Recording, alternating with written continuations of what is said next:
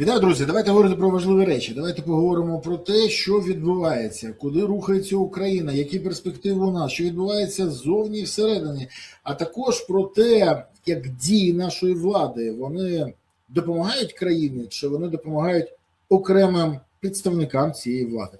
Про це та інше будемо говорити сьогодні з генерал-майором запасу, одним з творцем українського ССО, Сил спеціальних операцій, Сергієм Кривоносом. Пане Сергію, вітаю вас. Вітаю всіх, слава Україні. Героям слава. Пане Сергію, на днях 2 березня було 4 роки з дня захоплення Запорізької атомної станції. Саме 2 березня 22 року росіяни захопили Запорізьку АЕС, і Зеленський, інколи виходячи з бункера, закликав мешканців Енергодару проганяти окупантів. Жодних розпоряджень від керівництва країни не було. Місцеве СБУ та МВС, яке було поставлено фактично деркачем з погодження Офісу президента, втекло з міста. Запорізька станція та Енергодар залишилися без прикриття. Запорізьку атомну станцію захищали всього 200 бойців військової частини 3042 Нацгвардії України. Взагалі без будь-якого важкого озброєння. Минуло 4 роки. А і сьогодні Зеленський мовчить і не згадує історію здачі ЗАЕС. До речі, при цьому відомо, що заступник голови Служби безпеки України Івана Баканова, бригадний генерал Андрій Наумов, підозрюється у державній зраді саме за сприяння Росії у захоплення Чорнобильської атомної станції в 2022 році. А хто міг би бути причетний до захоплення Запорізької атомної станції? Чому мовчать про це? Взагалі мовчать, як її здали? Чому Верховний Головнокомандувач відмовився перекинути військові частини з важким озброєнням та технікою з 24 лютого по 3 березня на захист Запорізької атомної станції та зупинити ворога на підступах до неї, як пишуть в інструкціях, із захисту подібних об'єктів за 50 кілометрів? Так це що, були теж домовленості, теж з Наумовим, чи ще й з Бакановим, чи ще з кимось? Чому відбулася саме така подія? Гарне питання, дякую. Дивіться, що стосується захисту атомної станції. В першу чергу по тим 200 чоловікам це батальйон охорони атомної станції. І його функція не обороняти, а охороняти. Це абсолютно різні речі. От якраз вони забезпечують охорону периметру атомної станції і недопущення проникнення будь-яких там людей, незалежності вони є шпигунами, чи вони є просто заблукавшими грибниками. Це перше. Друге, що стосується відповідальності. Вішати все тільки безпосередньо на СБУ, ну, Служба безпеки України точно не відповідає за оборону того району, про який ви говорите. А що стосується, чому не було виділено, ну тут питання, мабуть, було б краще задати в першу чергу до президента, бо саме він якраз відповідає за план оборони країни. І я думаю, що в цьому плані було передбачено варіанти оборони атомної станції. Інше питання, що чому не був це виконаний план, і чому ці плани, які були опрацьовані ще до початку повномасштабної агресії, і не останніх 3 місяці цієї повномасштабної агресії, вони мали тільки уточнюватися. Чому ці плани не були виконані і чому вони не були безпосередньо забезпечені відповідною кількістю людей, техніки, боєприпасами для зброї у цих людей. Тому я б не вішав все безпосередньо все тільки на Службу безпеки України. А Верховний Головнокомандувач, яким на той момент являвся і поки що є господин Зеленський, то я думаю, що це б значно відповіло. Але в тих моментах Зеленському точно не було до атомної станції, він на цих питаннях не знався, бо, ще раз нагадаю, що з 19 по 22 рік включно Володимир Олександрович намагався грати роль президента. Він в багатьох моментах навіть не знав, що йому робити, а користувався тим сценарієм, який був написаний в фільмі «Слуга народу». Тому що ж ви хочете від актора, який грає гарно ролі по написаним сценаріям, а от з експромтами, виходить, не завжди добре. Ну, я хочу, щоб він, як мінімум, слухав тих людей, в яких є досвід, освіта, профільна освіта і розуміння, що робити. Наприклад, не вийде. Дивіться, не вийде, пробачте, що я вас перебив. Не вийде, бо слухати людей, які знаються на певних речах краще, це прерогатива розумних і стратегічно мислячих людей, які підбирають команду найкращих в певних сферах відповідальності, про які там можна вести мову. Зеленський цього не робив і не робить досі, на жаль. І в своїй більшості величезна кількість в його оточенні люди це російською мовою проходимці, які прийшли обікрасти країну, використати час, такі, кажемо, як всі час, знову таки ж російське слово, временщики, які використовують момент, і цей момент якраз є можливістю забезпечити їхні мрії, що стосується досягнення певних результатів фінансового забезпечення. Тому, на жаль, як показує досвід, Зеленський підбирає людей, які співають йому діфрамби, розповідають, що він найкрутіший, найкласніший, аплодують. А ось що стосується професійності команд, як показує його час прибуття при владі, то професіоналів там достатньо мало. А ті професіонали, які волею випадка попадають, бо влада не може без них обійтись на даному етапі, потім їх викидають. Ну, вам простий приклад, що в свій час достатньо непогано себе показав колишній командир сухопутних військ, а потім вже голова Київської адміністрації, цивільно-військовий генерал Попко. Ну, реально, він багато речей зробив достатньо непогано. І з точки зору мого, то порівнювати його з нинішнім керівником, ну, це абсолютно, це все одно, що академіка порівнювати з дошкільнятком. Але між тим поміняли. Причини в чому, то питання вже безпосередньо, якщо були проблеми, то чому їх не озвучили, до речі, зверніть увагу. Жодного разу влада, коли знімає людей, не озвучує за що. Так само і люди, які переходять на інші посади або знімаються з цих посад, ніколи не звітують. А саме чого вони могли досягнути і саме як це вони зробили. Дивіться, коли ви кажете, що СБУ не звинувачують, пане Сергію, СБУ не звинувачують, але СБУ не є гомогенною середою. Там в нас є два СБУ. Одне СБУ знищує зрадників країни, знаходить російських агентів, атакує Кримський міст, проводить операцію «Павутина», проводить дуже зухвалі операції, які дають результат. Інше СБУ, наприклад, як це було під керівництвом того ж самого Баканова і Наумова, продають санкції, займаються корупцією, займаються поборами, проводять схеми по вивозу зерна з України, займаються контрабандою, створюють умови для незаконного збагачення, заняття корупцією. І от тут проблема, це дійсна проблема. Тому тут не тільки СБУ, я погоджуюсь, бо у нас, знову кажу, два СБУ. Але ж є одне питання, на яке я таки не отримав відповідь. Як ви вважаєте? Все ж таки, те, що здавали Чорнобильську станцію, ми вже розуміємо через роботу Наумова. Запорізьку АЕС здали чи просто це збіг обставин? Ну, слово «здали», знаєте, аби дати 100% відповідь на це питання, треба опитати деяких посадовців, які були відповідальні за питання національної безпеки. І це питання, в першу чергу, і до президента нинішнього, пана Зеленського, і до головнокомандуючого Збройних сил на той момент, генерала Залужного, ну і ще певні посадовці нижчої ланки. І тому складно сказати, здали чи не здали. Те, що, якщо розглядати питання, що ніхто її не обороняв, так, тоді можна сказати, що здали. Якщо розглядати питання, що ніхто не був готовий для виконання плану, який існував, план оборони країни, і чому цей план був знищений, а знищений був от що, то нинішня влада достатньо чітко вміє робити такі речі.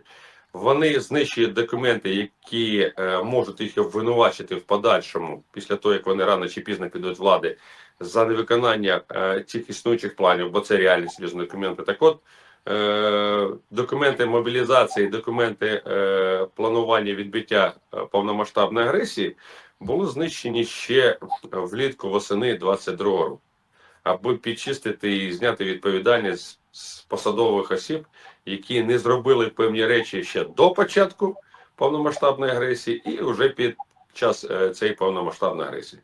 Тому, якщо розглядати питання, що ніхто не охороняв, охороняли, пробачте, батальйон охороняв, а от те, що не обороняли ту ділянку, яка б не дозволила просунутися вперед ворогу, то тут питання, звичайно, до тих, хто відповідає за виконання цих планів. Ну, тут так, є запитання. Єдине, що інформація, яка існує, про те, що пропозиції Залужного були ще до початку повномасштабного вторгнення перекинути на той напрямок війська, але отримав відмову, отримав істерику в вигляді воплів. Ти що, хочеш, щоб долар був по 100? Тому дуже буде, не важко розібратися в цьому питанні. Тут головне, щоб слідчі відпрацювали. Впевнений, що з часом у нас з'явиться комісія Аграната, аналог комісії Аграната, яка працювала в Ізраїлі після війни судного дня, яка розкаже потім нам всім, що справді відбувалося, і пояснить, як сталися такі речі. Але ж, коли знову кажемо про СБУ, в мене в ефірі Сергій Ваганян, який був членом команди Баканова і Наумова, розповів, як Баканов і Наумов, очільник СБУ і очільник внутрішньої безпеки, фактично, які називають в СБУ Гестапо, займалися корупційними діями, незаконним збагаченням і продавали санкції, а також продавали можливість уникати санкцій. Чи вам, може, щось, як колишньому служащому РНБО, відомо про це? Чому всі люди з команди Баканова і Наумова, от мене це дивує найбільше, які були названі Ваганяном, залишаються на своїх посадах? Притому не тільки в СБУ, в інших органах. І далі працюють, скажімо так, в інтересах того угруповання. І проти них нема жодних розслідувань. Ви можете це якось пояснити, як людина, яка працювала всередині цієї системи? Система може саботувати такі питання? Ну, дивіться, по-перше, питання, про які ви обговорюєте, за моєї каденції на посаді заступника секретаря Ради небезпеки і оборони, на той момент зелена влада не в такій степені знахабніла і не використовувала РНБО як караючий між революції, як в свій час сказали більшовики. Пробачте за російськомовні вставки, але, мабуть, воно більш буде зрозуміло.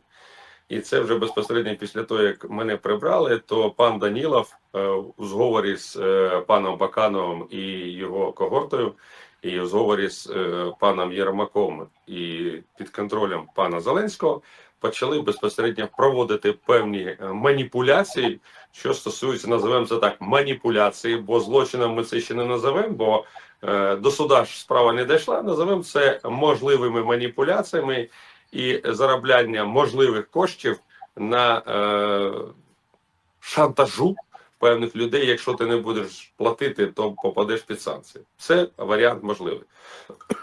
Наступне, що стосується знов таки ж, ви абсолютно правильно підмітили, що реалії Служби безпеки України – це те, що одні воюють, а одні інші заробляють.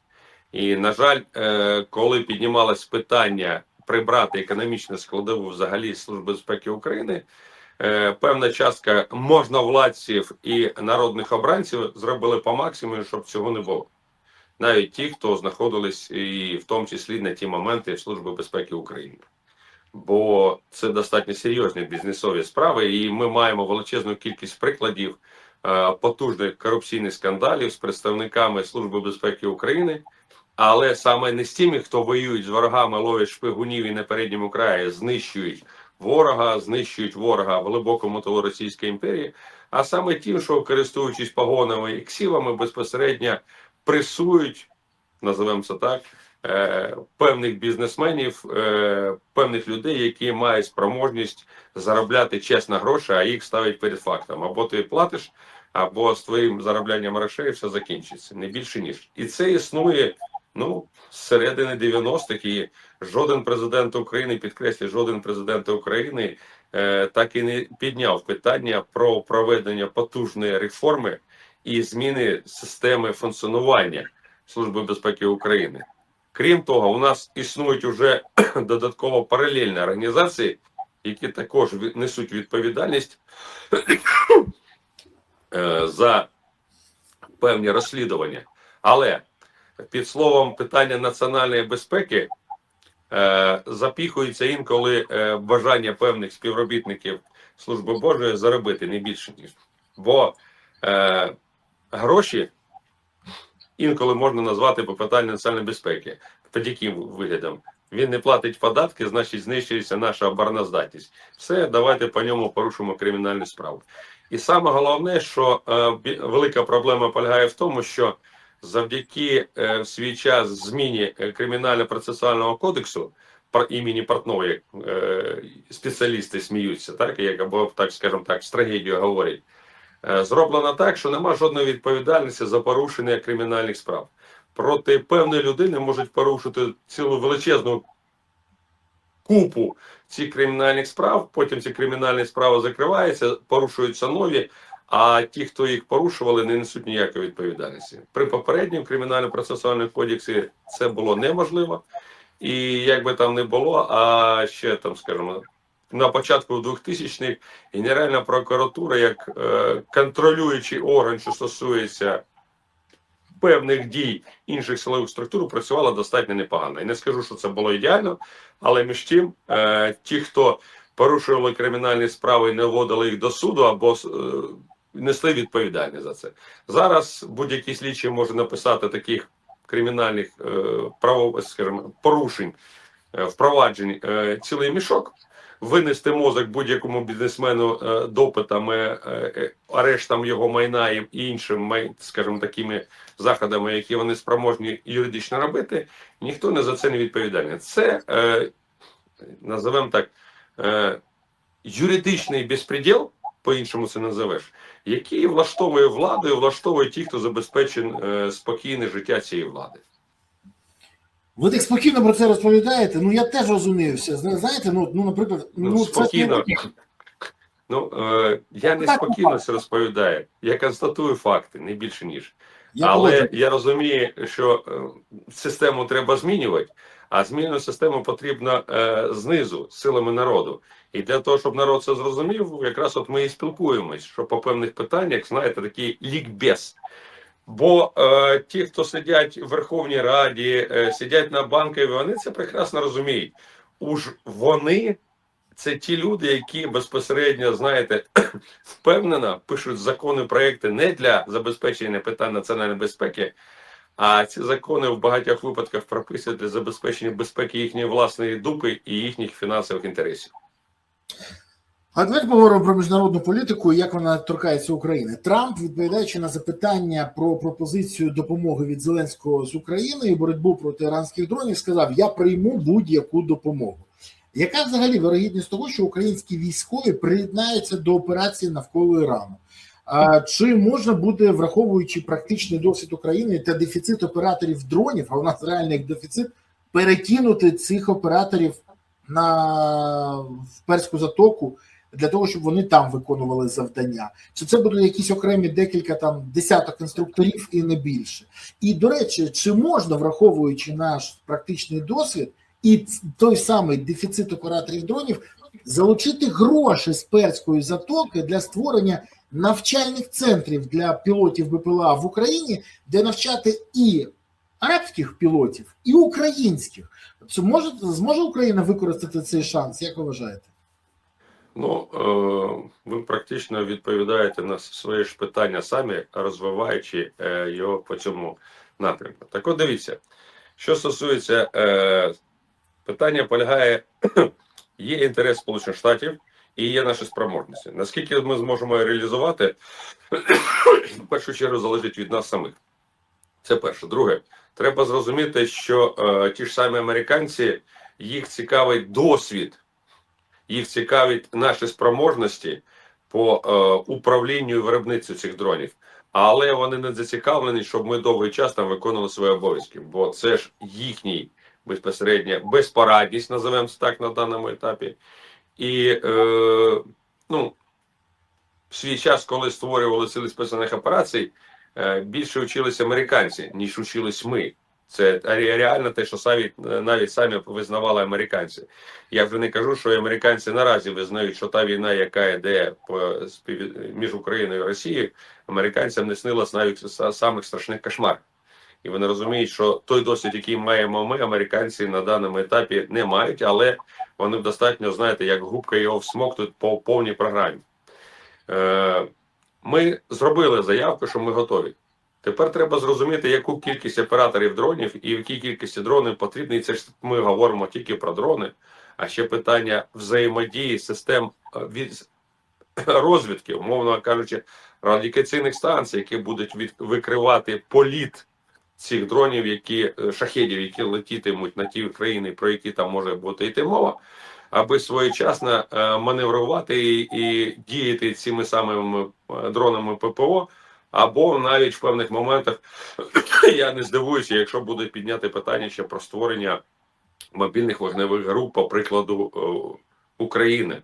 Вони не завжди дають 100% ефект, але між тим все одно це те сіто, яке дозволяє значно зменшити силу ударів цими шахедами, як з боку Російської Федерації під час російсько-української війни, так і під час війни між Іраном, Сполученими Штатами та його союзниками на Близькому Сході. Ми заявилися, побачимо, наскільки ми це можемо зробити. Що стосується нашої кількості спроможності по випуску цих дронів, то з часом це можна достатньо непогано масштабувати. Чи дасть цей ефект взагалі для України? На даному етапі, якщо скористатися правильно цим фактором, можна зробити достатньо непогані бонуси. І ці бонуси, от не так давно, практично там 4-5 днів назад, той же саме Трамп казав, що у Зеленського нема козирів на перемовинах. А тут якраз от сама доля дає нам спроможності додаткові ці козирі заробити. Тому все залежить, як в українській верхівці слова і дії складуться на користь України. Бо слова заявлені, а от дії, бо спроможність військових залежить від спроможності української економіки. І економіка це точно вже не до військових. Військові готові. Чи спроможна економіка, то це питання вже до прем'єр-міністра і до Верховного Головнокомандувача. Як вони, як криворожські пацани, за свій базар відповідатимуть. До речі, про слова, і за які вони відповідатимуть. Зеленський заявив, що хоче тихенько обміняти дрони-перехоплювачі на ракети до Петріот. А чи можливо таке, враховуючи стратегічний статус цих ракет, перше? Чи можливо таке, щоб країна, яка воює, віддавала свої ракети навіть в обмін на дрони-перехоплювачі? І чому Зеленський, наприклад, не намагається отримати чи купити ці ракети ПАК-3 в країни, які не воюють? Наприклад, у Японії. Ну і головне питання. Скажіть мені, будь ласка, а в нас вистачає зараз власних дронів? Чи не станеться так, що ми віддамо дрони, а нам самим не вистачить? Чи у України потенціал такий, що може забезпечувати весь світ? Дивіться, гарне питання, дякую вам. Перше, що, давайте розповімо преамбулу. Коли в минулому році йшло заслуховування при підготовці бюджету на Збройні Сили Сполучених Штатів, була зустріч Генералітету Сполучених Штатів і промисловців. І коли американці влітку, це, скажімо так, літо минулого року підняли питання, що їм потрібні дрони різного значення, в тому числі дрони протиповітряні, певні представники серйозних компаній, не буду називати їх, сказали, ви що смієтесь, дрони по $500, та ми лопати, умовно кажучи, продаємо армії Сполучених Штатів по $1000. Це не та сума, яка б дозволила заробити цим потужним концернам. Тому військові розуміли ступінь загрози. Крім того, я скажу так, що Сполучені Штати ту операцію, яка зараз проводиться, готували ще злітку, і багато факторів розкладає, що навіть уже в вересні було зрозуміло, що американці нанесуть удари по Іраку в тому масштабі, як вони зараз їх нанесли. Це перше. Друге, що стосується на даному етапі, повертаючись до зустрічі американських генералів і американських олігархів, то питання тоді піднялося, що замість дронів пішло закупівля бронетехніки в величезній кількості і Єдине, що змогли американські генерали протиснути, це 800 додаткових ракет Петріот. До речі, ну, по той інформації, яка є в відкритих джерелах, що, умовно кажучи, 800 ракет вже використано. Чесно скажу, не особливо в це вірю, бо запаси в такій кількості створювати на Близькому Сході навіть для Сполучених Штатів на даному етапі є проблематичним. Але маємо те, що маємо, і для нас великий показник того, чи зможуть нам обміняти дрони на ракети, не думаю, що на даному етапі, але питання про те, що нам дозволять закупати ракети у той самої Японії, так. Бо Сполучені Штати зараз не будуть давати ніякі ракети, бо перспективи війни з Іраном поки що не зрозумілі. Це закінчиться через 3 тижні, чи ще закінчиться через півроку. І взагалі, чим і як воно закінчиться? Бо питання стоїть тільки про першій фазі. Це повітряна наступальна операція, називаємо це так, яка полягає тільки в нанесенні ударів високоточною зброєю по певним елементам системи управління і політичного керівництва ворожої країни, що американці здійснюють.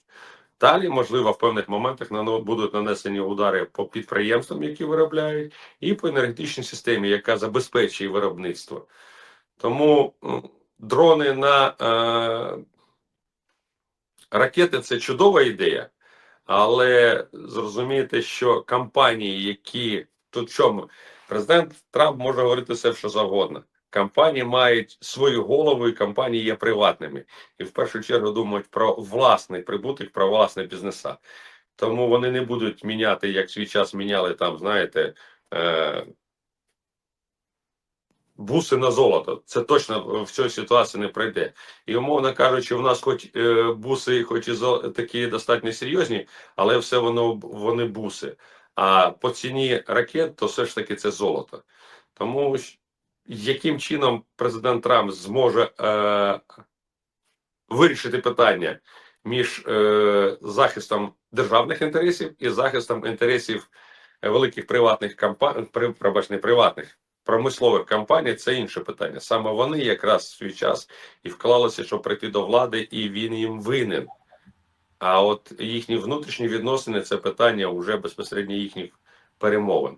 І я більше ніж впевнений, що величезна кількість тих самих і американських, і військових, і американських політиків будуть розповідати Трампу, що дрони потрібні, але не дуже.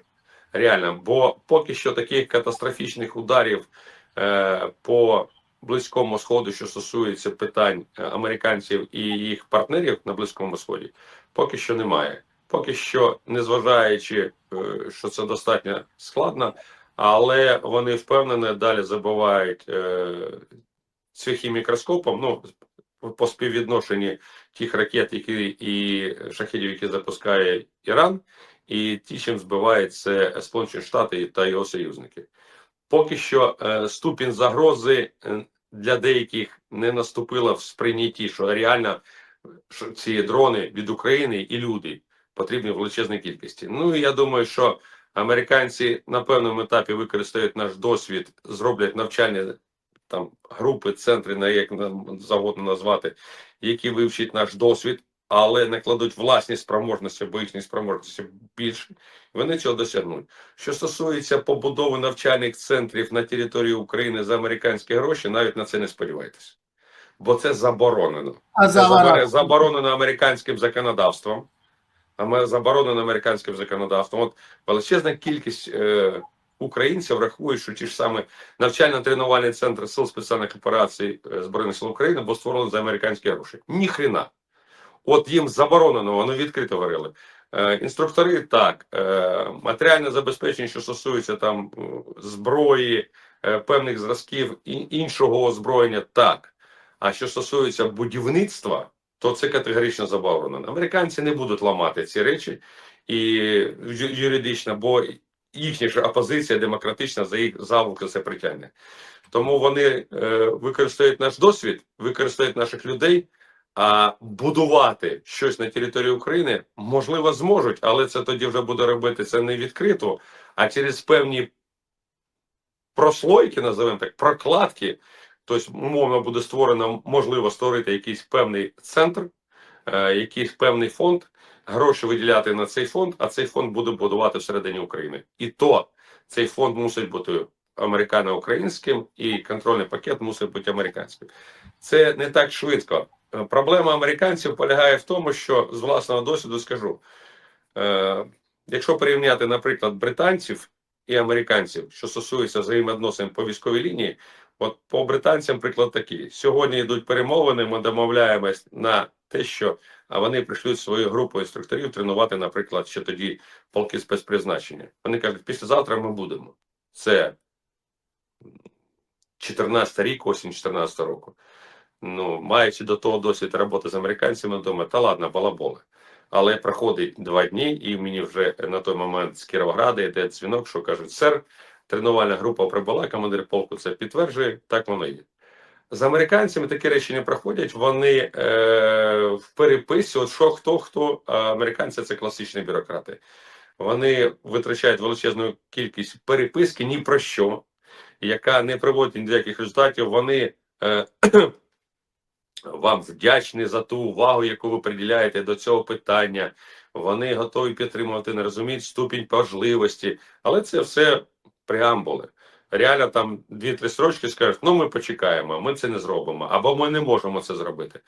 Тому ще раз скажу, якщо бюрократична система Сполучених Штатів працює краще, тоді цього можна досягнути швидше. Але що стосується створення навчально-тренувальних центрів на американські гроші, за американські гроші на території України, то це юридична проблема.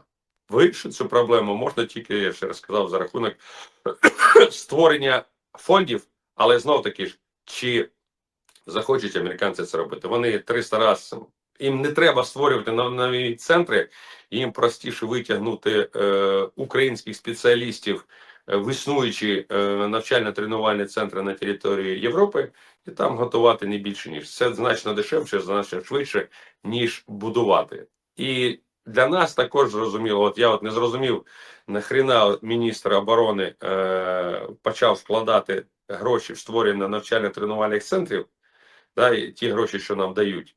Бо це просто з моєї точки зору, а я маю досвід, я розумію, про що йде мова, це спроможність спиляти певну кількість бабла руками Міністерства оборони. От у нас буквально на днях був потужний скандал, коли Міністерство оборони, Генеральний штаб і одна з військових частин в Миколаївській області створили чудову схему по відмиванню грошей на пальному під виглядом навчально-тренувальних центрів.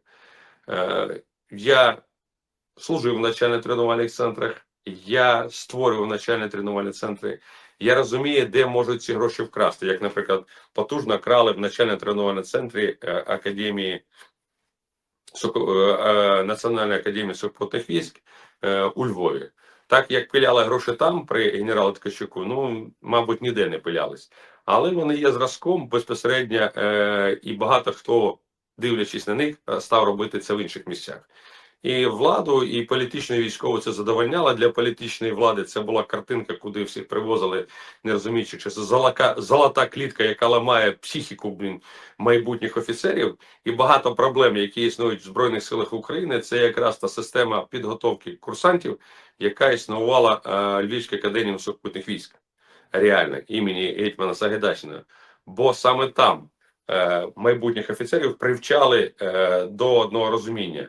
Похрін, як ти вчишся, ти за все мусиш платити. І в багатьох випадках з самого першого курсу, з моменту вступу, курсантів привчали до те, що треба платити гроші комусь.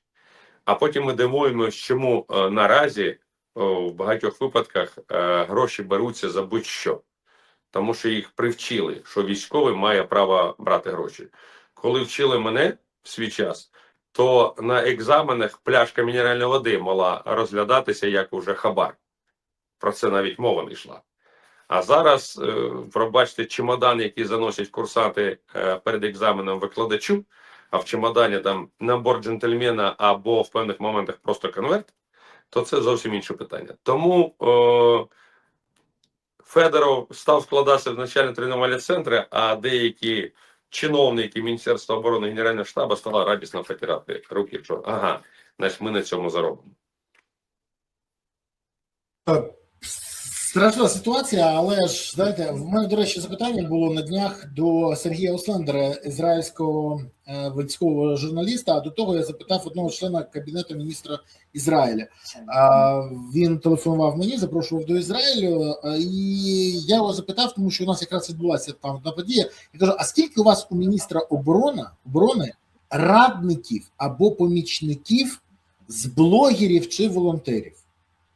Він перепитав мене і каже: дивись, ну, а можеш те ж саме по-англійськи запитати, тому що, може, іврит твій не такий.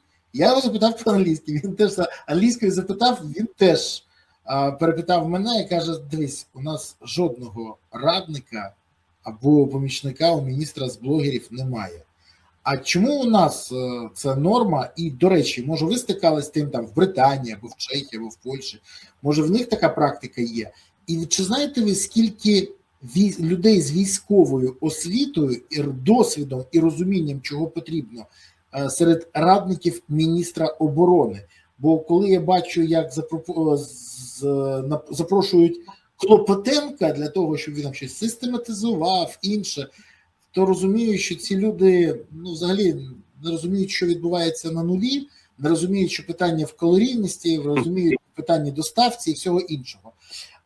Така практика, коли блогерів беруть собі в радники, це взагалі, ну, європейська практика? Може, просто я не дуже в цьому досвідчений, тому запитую. Гарне питання, дякую вам. В цивілізованому світі помічників, радників беруть за професійні якості, що стосуються певних питань, які треба допомогти створювати або розвивати. А в українському суспільстві, в українському політику притягують тих людей при нинішній владі, які є говорячою головою на користь цієї влади. Це так коротко, не розжовуючи. Якщо трошки розжувати, то, на жаль, українці і досі радісно вірять написам на зелених парканах, не аналізуючи абсолютно, що знаходиться за цим парканом.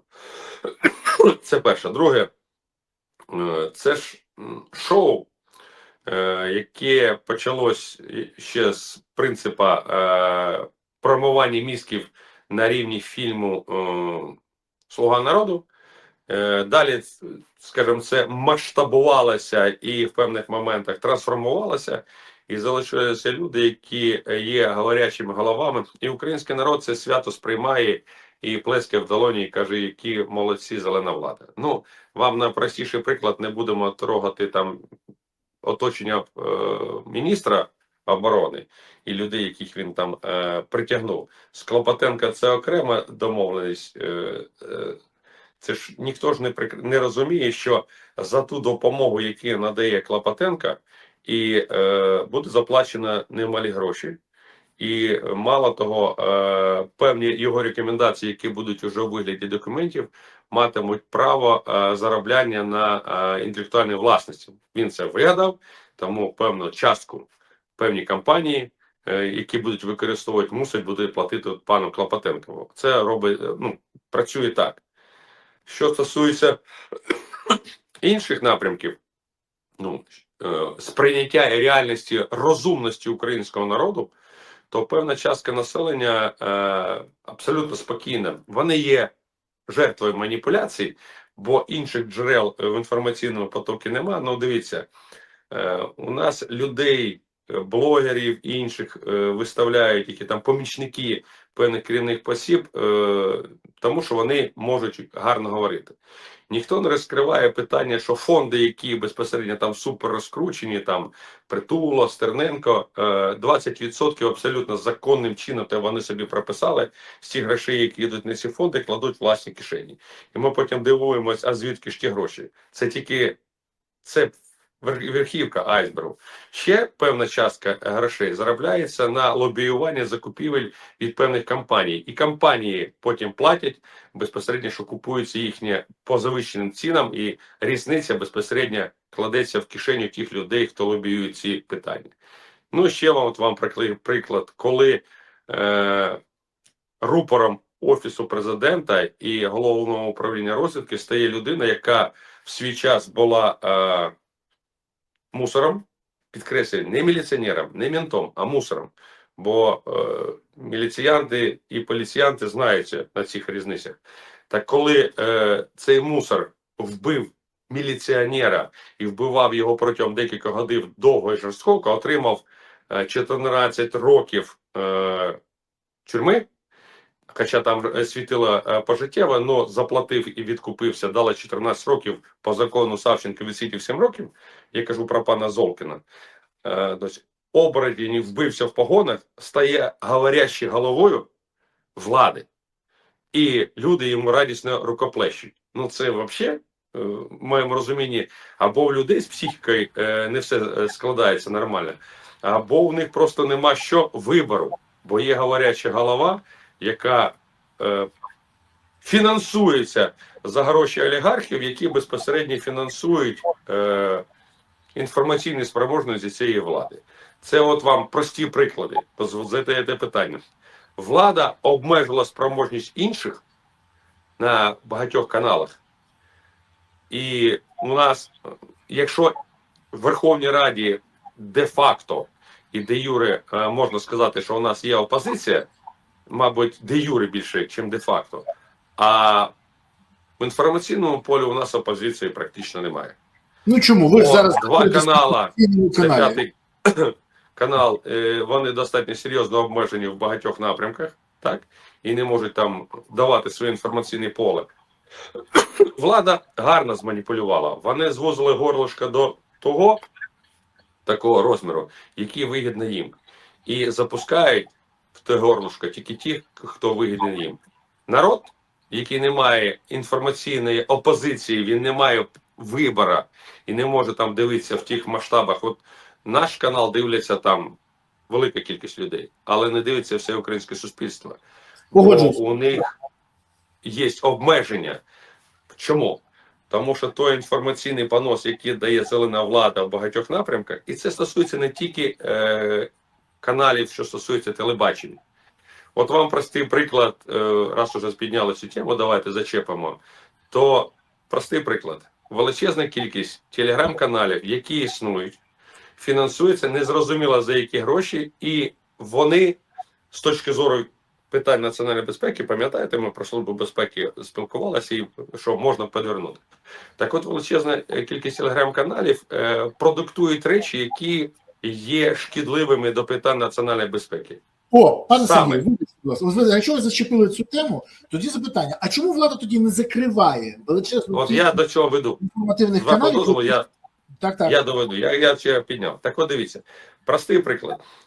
Коли по телеграм-каналам те, що там співають, що Зеленський найкращий і яйценосний, і яйцеликий, тут таке.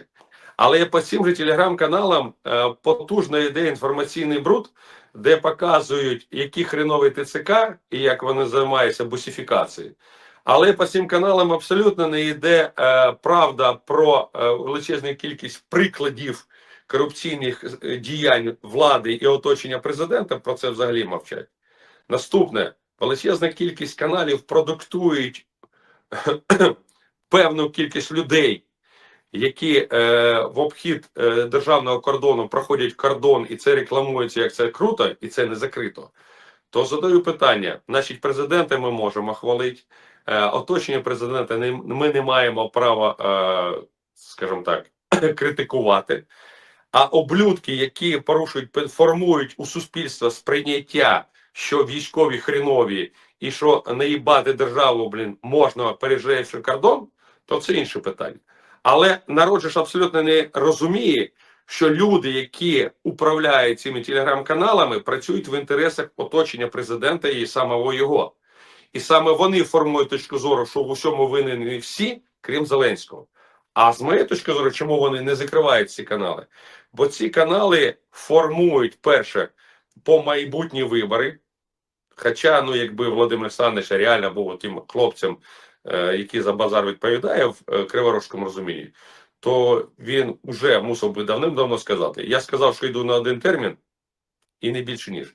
Хоча вони зараз зманіпулюють, що один термін це можна бути довічно, без проведення виборів. Бо поки йде війна, він може бути при владі вічно і війна йому наразі грає на користь. Пробачте. Тому вам, от по інформаційному каналу, звичайний приклад.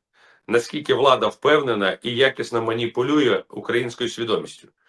Маючи ту величезну кількість проросійських цих меседжів в цих каналах, треба зрозуміти, що це підрив питань національної безпеки.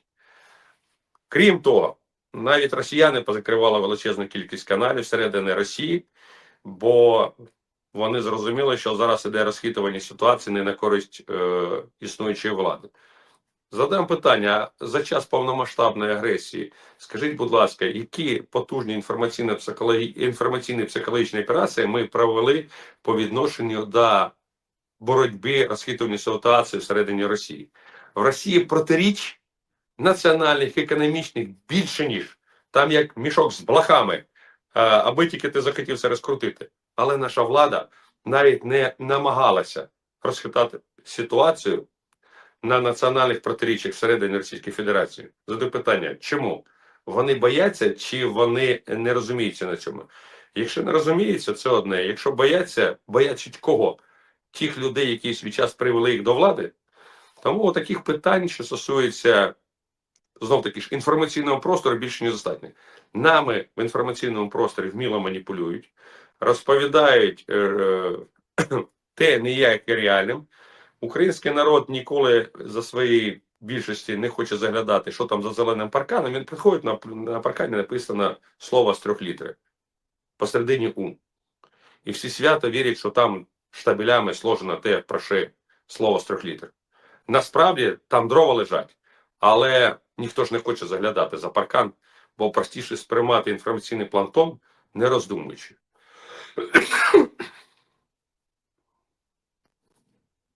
Знаєте, тут є ще один момент, який варто висвітлити. А як ви вважаєте, інформаційна політика Офісу Президента відверто ж ґрунтується на людях з сумнівною репутацією? Ну, їх тримають на гачку. Наприклад, Віталій Гладкий, який раніше був в пулі Медведчука, чорний піарник з сексуальними розладами Володимир Петров з Ісландії, який заявляв, що це ЗСУ обстрілює мирні міста Донбасу і має кримінальну справу, не закриту, його на нього тримають. Вбивця українців Золкін, який забив дійсно курсанта МВС і нормально потім висвітлював Шарія і Безсмертний полк, а зараз просто в дупу цілує владу. І жоден з них, до речі, хочу звернути увагу, не поспішає приєднатися до Сил оборони. Як ви вважаєте, чому на Банковій вибирають от саме таких сумнівних осіб в пропагандони? Чому саме їх? Через схожість поглядів? Чи окрім біосвітян ніхто не готовий працювати? Чи якраз через те, що є гачок на кожного з них? І тоді зразу запитання, а що буде після зміни влади? Тоді закон скаже своє слово?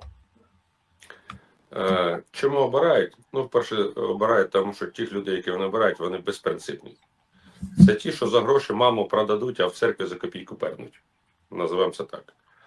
А друге, що стосується того гачка, ну, можливо, той гачок у них і є. Я не влазив, наскільки у них ці є гачки, але скажу, ну, знову по тому ж самому Золкіну, коли Золкіна охороняє спецпідрозділ ГУРу і охороняє на рівні як президента України, то оця вам відповідь. В той час, коли на фронті не достає людей, частина людей охороняє тих людей, які захищають інтереси в інформаційному просторі влади, і абсолютно насрать те, що, на фронті не достає людей. Наступне, чому влада використовує цих людей? Тому що вони самі такі. Бо і вони за копійку в церкві пернуть і маму продадуть. Ой, знаєте, від цього нікому не легше, бо ці люди промивають мізки українцям, отримують грошенята від Офісу Президента, притом неофіційно. Довести це неможливо, всі розуміють, що вони це роблять не за безкоштовно. Але, наприклад, той же самий Петров був притулений на меморіальному кладовищі, через це отримав бронювання.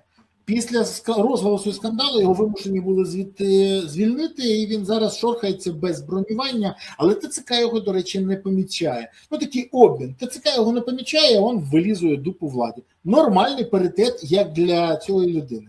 Але ще раз, влада зміниться. І далі його запитають, бо він отримував зарплатню, а що він робив? І де він був 8 годин на добу, коли він цей час був в ефірах? І це буде дуже цікава історія, бо треба ж буде відповідати. Ну, чи про це ніхто не думає, і він думає просто знову домовитися з владою новою? Дивіться, тут перше, нинішня влада рахує, що вони небожителі і будуть жити вічно при владі вічно. Ось такий каламбур, пробачте.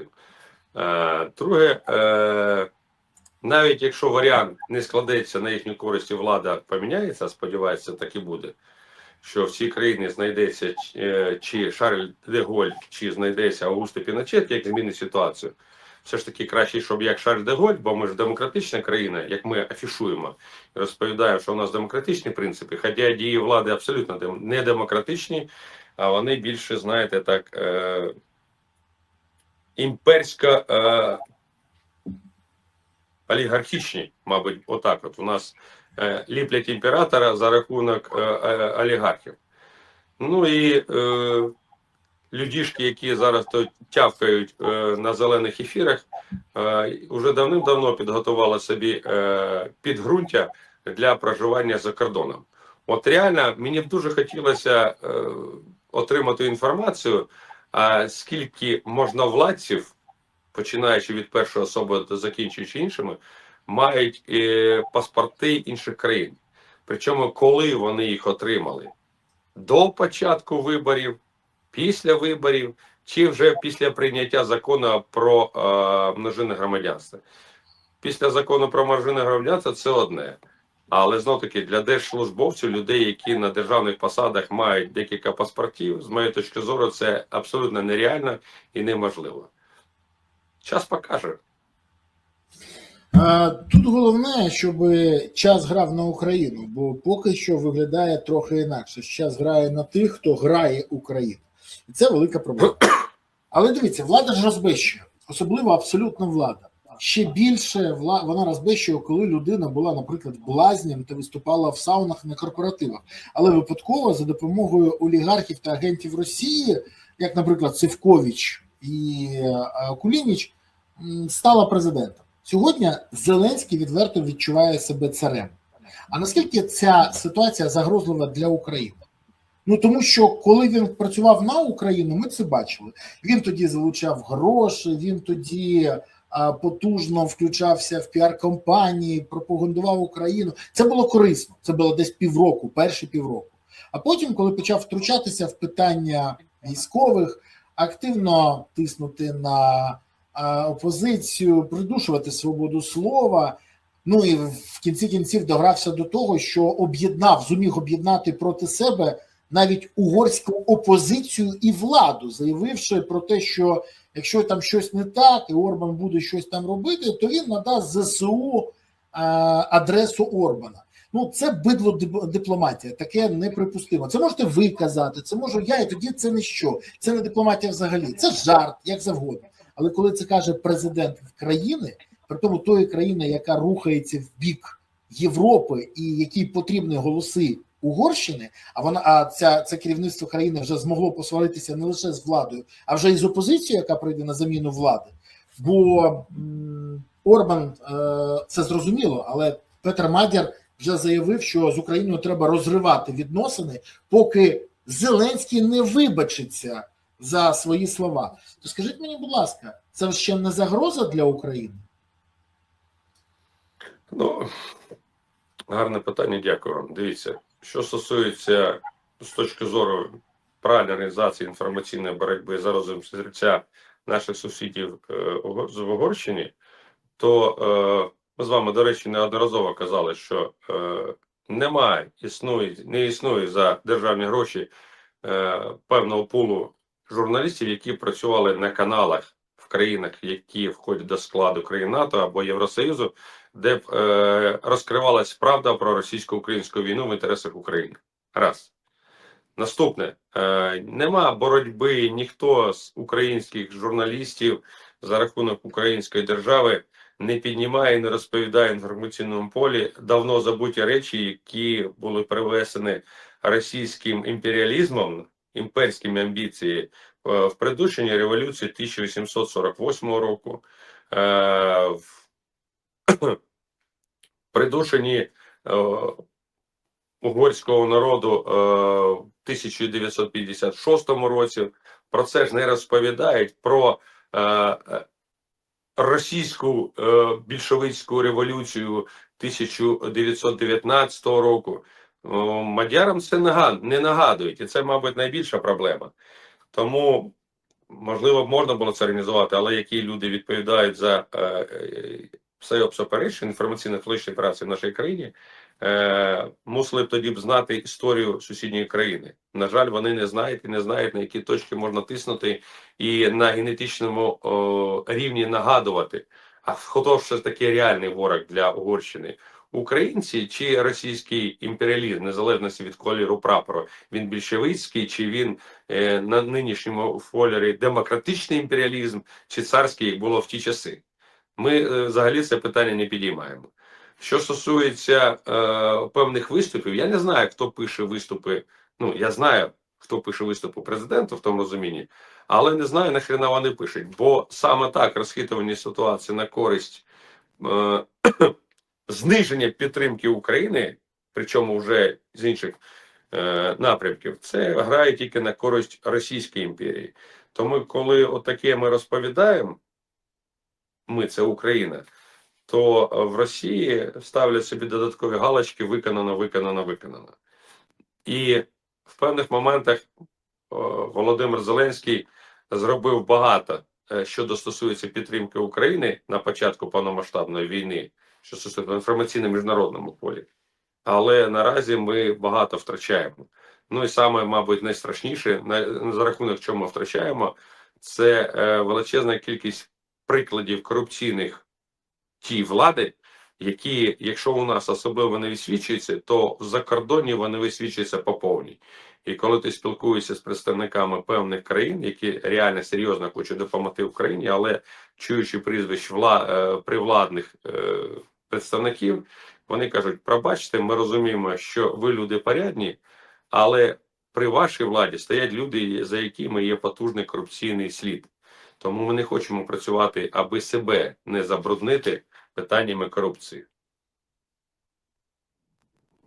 Я навіть не знаю, знаєте, у нас якась дивна ситуація. Ми не можемо провести вибори, тому що війна, але війна не закінчується, тому що вона не потрібна Зеленському. Ну, це кінець не потрібен, це кінець його влади. Я від багатьох політологів вже чув, що через неможливість перемоги він буде спокійно воювати як є. Як зараз, стояти як стоїмо. Питання ж не в тому, щоб віддати щось, питання в іншому. Ну, наприклад, вирішення внутрішніх проблем, мобілізацію, СЗЧ, корупція в оточенні Зеленського допоможе стабілізувати фронт. А він цього не робить. І це підштовхує до думки, що йому це не потрібно. А без стабілізації фронту Путін не захоче нормально проводити перемовини. Його нічого не примушує. Фронт рухається далі.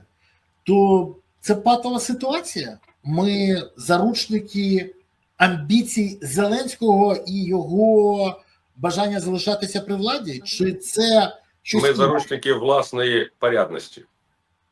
Пробачте, я так скажу. Ми заручники власної порядності, бо ми завжди підкреслюємо, що ми боремось за нашу незалежність і за те, що ми є демократичною країною. А в демократичній країні все мусить вирішуватися тільки демократичними методами. Так. І проблема номер один полягає в тому, що ми розглядаємо певні дії з точки зору наших поглядів на ситуацію і з точки зору нашого досвіду і нашої порядності. Але люди, які керують процесами всередині країни, зовсім інші. Вони зовсім інше розуміння порядності і зовсім інше розуміння України. Бо для них Україна – це корита, а для нас Україна – це та земля, на якій ми народилися. Тому реально ми в патовій ситуації. Ми б хотіли отримати що? Аугусто Піночета, ну ми ж тоді демократична країна, так? Але якщо розглянути історію, комуністи, які тоді були, демократи були при владі в Чилі, вели Чилі до скажімо, прірви. І Піночет втрутився разом з військовим, аби зупинити країну, і потім навіть при Піночеті, що ріст забезпечення і покращення життя чилійського народу був в рази вищий. Потім демократи його притягнули до відповідальності, хотіли посадити в в'язницю, це інше питання. Чи ми хочемо мати свого Шарля де Голля, але ніхто ж не згадує, що після Другої світової війни, коли Шарль де Голль пішов у відставку, він жив на пенсію полковника, бо він навіть не отримав пенсію як генерал. І тільки коли смажений півень в сраку клюнув, в 56-му році безпосередньо Шарля де Голля, коли в країні почався такий тупіковий ситуаційний кризис, і Четверта Республіка вже вмерла, але не хотіла це визнавати, була вимушена позвати тих людей, і якраз і політики, і промисловці Франції, і французький народ запросили Шарля де Голля змінити ситуацію, і він же не один її змінював. Він прийшов з потужною командою. Так от, питання, що стосується України, зараз тупікове. Ми хочемо щось змінити в країні, але не розуміємо, ми до Шарля де Голля чи до Аугусто Піночета. Є ще третій вихід ситуації. Це Карл Маннергейм, який також 4 рази за свою каденцію витягував Фінляндію з повної дупи. Але ментальність всіх вище перерахованих країн, вона не така ментальність, як в Україні. Бо кожен українець мнить себе гетьманом, хоче видавати універсали і декрети, але жоден з них не хоче виконувати. Тому ми розповідаємо і сприймаємо, що демократія – це те, що хто може говорити і нічого не робити. А демократія – це 100% виконання всіх законів, які встановлені суспільством, незалежності від президента чи останнього пастуха десь якомусь там закинутому хуторі Вінницької області. Тому у нас патова ситуація, але ми можемо змінити, коли ми почнемо, по-перше, не брехати самим собі, коли ми почнемо розповідати незалежності, хоче того влади чи не хоче, про проблеми влади і її недолугість. І коли ми не просто критикуємо, от з вами не просто критикуємо, ми пропонуємо, що саме треба робити. І розповідаємо, ті, хто не хотіли вчитися, а грали в КВН, і от ви згадали про бані. Бані це таке, це просто робота. На той момент Шут працював шутом в бані. Але коли в 2014 році горлівці, коли вже вбивали українських безпосередньо патріотів, ті самі горлівці, в цей час 95-й квартал зустрічався з тими, хто вбивав українців, і проводили концерти. Це зовсім інша річ.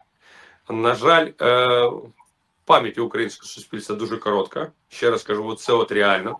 І принцип «дякую, що не втік» для української спільноти, мабуть, є основним. І я прекрасно розумію, що, дай Бог, прийде той час, коли буде суд, як був такий же самий суд в тому Ізраїлі по проблемам провалу війни з арабами. Але я точно знаю, що ізраїльтяни не знищували плануючі документи на початок ведення бойових дій. Не знищували. У нас вони знищені. Так само, пам'ятаєте, ми неодноразово саме обговорювали нелегітимність організації під назвою Офіс Президента, бо Конституція її не передбачає. І коли той самий один з заступників пана Єрмака притягувався восени минулого року до суду, то адвокати цього заступника абсолютно спокійно розкатали і сказали: пробачте, Офіс Президента не передбачить законодавчої бази України, і люди, які там щось роблять, не несуть якої відповідальності, бо в законі це не передбачено. Правильно? Правильно. Так вони так і зробили з самого початку, розуміючи. Так само, як і жодного підпису або жодної серйозної заяви з боку президента ніколи не стояло. Бо він уникає майбутньої відповідальності. Він розуміє, що, можливо, десь їх колись потім можуть притягнути. Хоча вони проводять максимум роботи, аби максимально довго залишатися при владі. Вони чомусь вирішили, що вони, мінімум, ще років 150 будуть жити. Дай Боже, щоб їм хватило грошей, а грошей їм не хватить на додаткові щелепи і додаткове серце, аби довго жити. Така цікава промова, я почав продумати. До речі, друзі, напишіть, будь ласка, в коментарях, до кого ви більше схильні? Генерал Аугусто Піночет, генерал Шарль де Голь, Генерал Карл Маннергейм. Маршал. Маршал Карл Маннергейм. До кого з трьох ви більше, не так, до моделі, кого з трьох вам більше подобається, і ви би рухалися в тому напрямку? Напишіть: Маннергейм, Деголь, Піночет. До речі, Ще є Піночет... четверта категорія.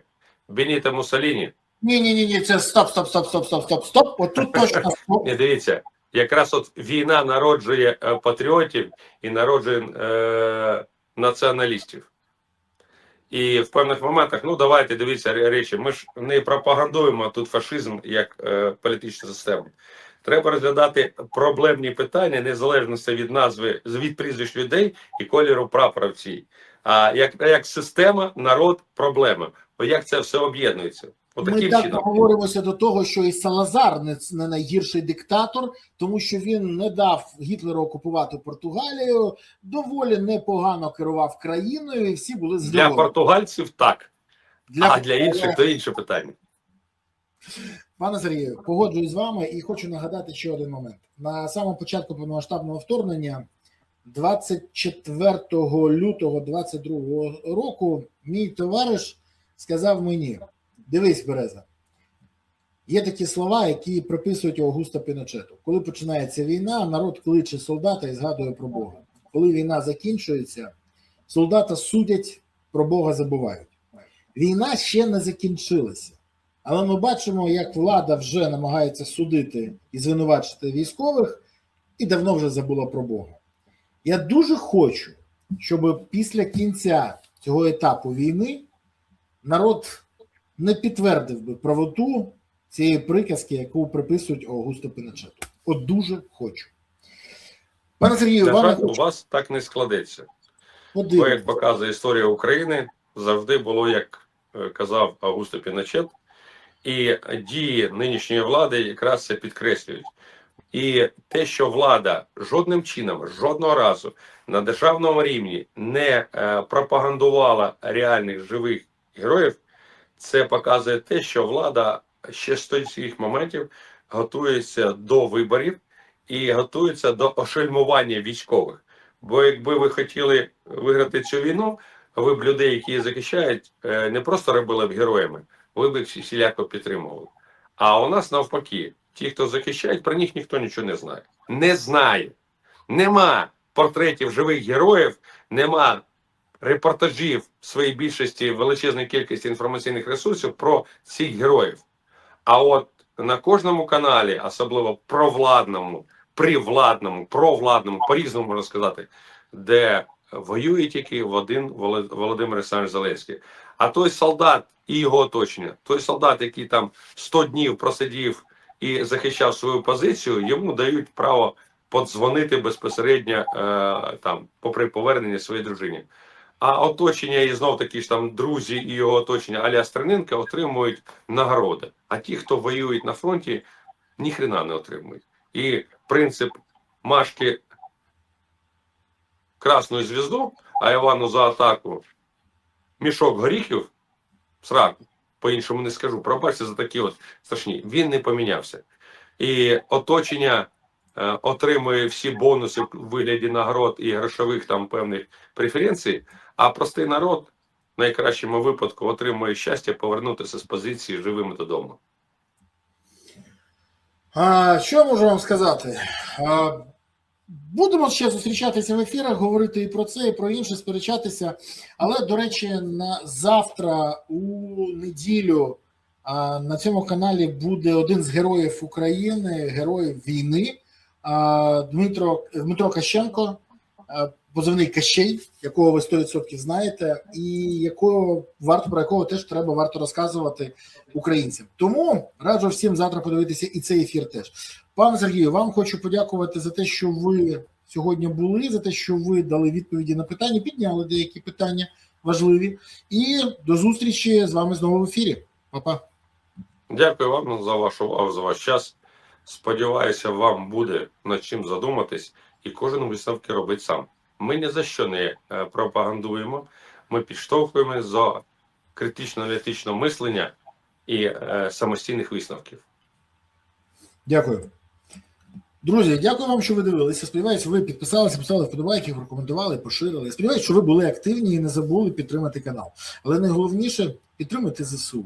Тому що якщо є ЗСУ, є майбутнє нашої країни. ЗСУ це є запорука того, що України є майбутнє. Не буде ЗСУ, не буде лише майбутнього. України не буде. Тому гуртуємося навколо ЗСУ, донатимо на ЗСУ, приєднуємо до ЗСУ, допомагаємо ЗСУ. От тоді дійсно все буде Україна. Ну і не забувайте працювати з інформацією, використовуючи критичне мислення та використовуючи своє вміння аналізувати. Тоді будете розуміти, як мінімізувати негатив і максимально отримати позитив як для держави, так і для суспільства. Дякую вам, що дивилися. До нових зустрічей.